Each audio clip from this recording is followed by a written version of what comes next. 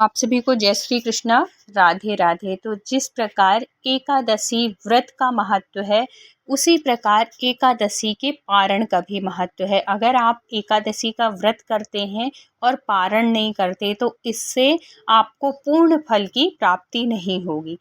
हिंदू पंचांग के अनुसार हर साल फाल्गुन मास के शुक्ल पक्ष की एकादशी को आमल की एकादशी व्रत रखा जाता है। इसे आंवला एकादशी या रंग भरी एकादशी के नाम से भी जानते हैं।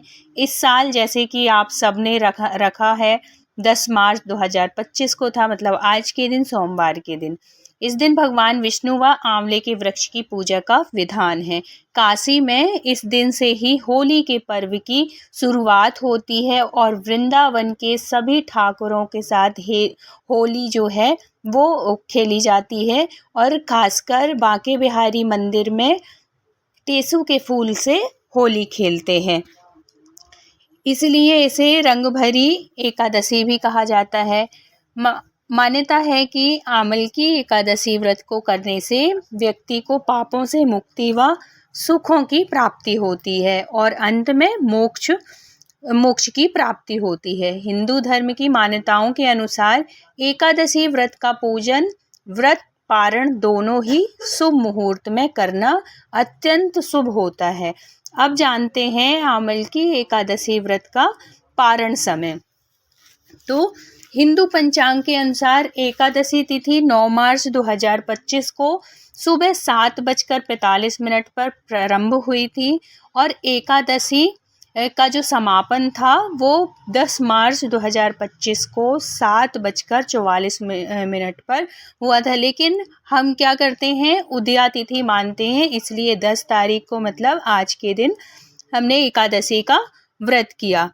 अब जान लेते हैं कि पारण का मुहूर्त क्या है ना। तो आमल की एकादशी व्रत का पारण 11 मार्च 2025 मंगलवार को किया जाएगा। एकादशी व्रत तोड़ने, मतलब पारण का शुभ मुहूर्त सुबह 6:35 से सुबह 8:13 तक रहेगा।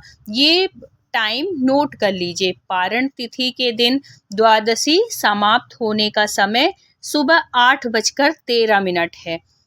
अब द्वादशी तिथि के भीतर एकादशी व्रत न पारण करने से, व्रत जो है पारण करने से क्या होता है वो समझते हैं। तो एकादशी के तोड़ने या खोलने को व्रत पारण कहा जाता है। हिंदू शास्त्रों के अनुसार एकादशी व्रत का पारण अगले दिन सूर्योदय के बाद करना चाहिए। इसके साथ ही एकादशी व्रत का पारण द्वादशी तिथि समाप्त होने से पहले कर लेना चाहिए, नहीं तो इसका फल नहीं मिलता है।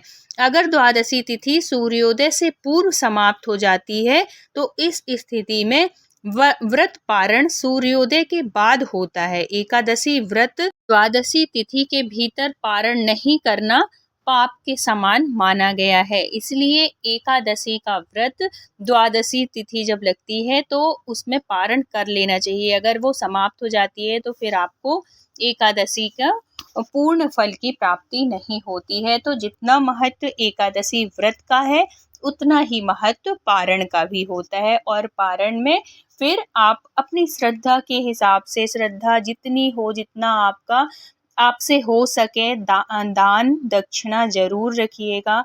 ब्राह्मणों को हो सके तो भोजन करा दीजिए या उनके निमित्त कुछ सीधा निकाल दीजिए, मंदिर में दे आइए, या कि जितना हो सके आपकी जितनी सामर्थ्य हो उस हिसाब से दान धर्म जरूर करना चाहिए। इससे एकादशी की पूर्ण फल की प्राप्ति होती है, आपकी मनोकामनाएं पूर्ण होती हैं। तो अगर वीडियो अच्छा लगा हो, जानकारी अच्छी लगी हो, तो please like share and subscribe करिएगा।